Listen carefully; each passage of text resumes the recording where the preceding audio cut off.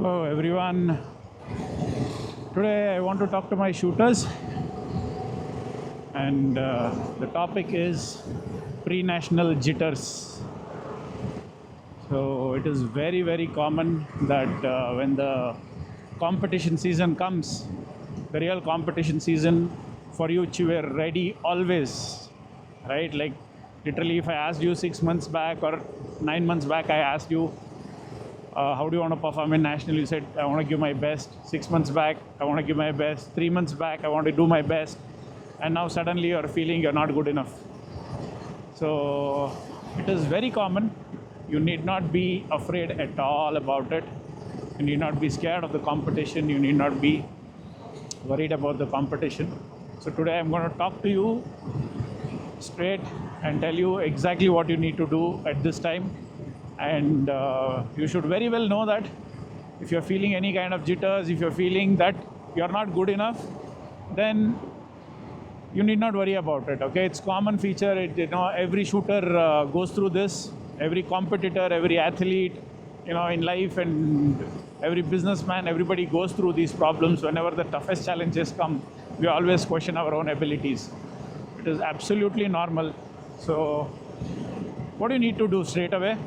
First thing is, take a piece of paper, a clean sheet, write last year date, let's say 1st Jan to right now December, okay, 9th of December. Within this, you write down what are all the aspects in your shooting you have worked on, okay. Write down each of those aspects, be it psychological, technical, corrections, whatever. Okay, write down each and every single that you learned, each and single thing you're better than last year. Obviously, you've trained throughout this year. Okay, so you have to write this down and tell yourself that, okay, you have to sit and think first as you're writing and tell yourself, oh, last year I knew this much, this year I know this technique much better. I know my body posture has improved, my body balance has improved, I worked on it. Then you have to tell yourself, you're triggering any technical aspect or psychological aspect. I am much better in handling match pressure this year. I am much more prepared for the competitions this year than previous year.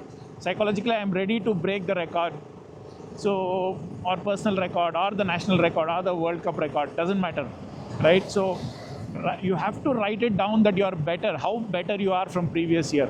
Okay, because you have worked for last 365 days. You had 365 days to prepare, and if you cannot put one single thing down that you're better than last year, then definitely it is, to be very honest, then it's much easier, right? Don't have any expectations in the match. Go there, shoot well, and come back.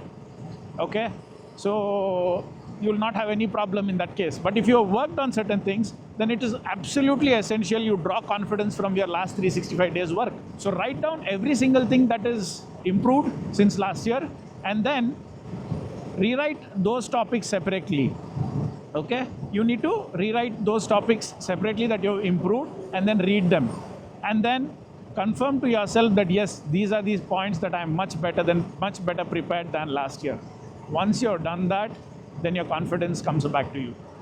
Okay, so the 365 days, whatever you worked is there on the paper. That's telling you outright that you're much better than what you think you are. Okay, so that's how you get the jitters away. Beyond this jitters, there is also a problem that shooters, when you enter the competition, after sighters or in sighters, you're very anxious, nervous.